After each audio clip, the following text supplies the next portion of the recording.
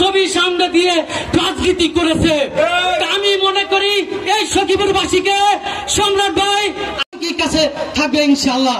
সবাই সম্রাট ভাইয়ের জন্য দোয়া করবেন এবং আজকে যে কেন্দ্রীয় নেতা যারা আছেন, যেহেতু সমাজ ছোট, সবার যখন এ দেশের মানুষের পক্ষে ওই স্বৈরাচার শেখ হাসিনার পক্ষে কেউ কথা কথা দেখিয়েছে, এই বাংলাদেশে 10 জন রাজনীতিবিদ লোকের মধ্যে সম্রাট ভাই কিন্তু একজন। আমার মনে আমরা অনেক কিছু দেখতে পাই, অনেকে বড় নেতা দাবি করে, দুই একদিন মাত্র আন্দোলন সংগ্রাম করে আমাদের অবস্থা সবারই খারাপ।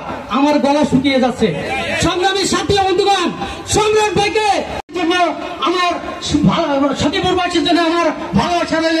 সবাইকে আমার সালাম, আসসালামু আলাইকুম। অসংখ্য ধন্যবাদ।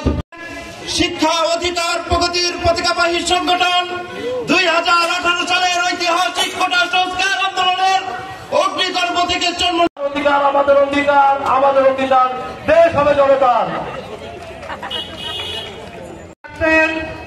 গণ অধিকার পরিষদ ঢাকা মহানগর দক্ষিণের সংগ্রামী আহ্বায়ক সম্রাট, উনি আপনাদের এলাকায় দীর্ঘ শ্রম সংগ্রাম করতেছে।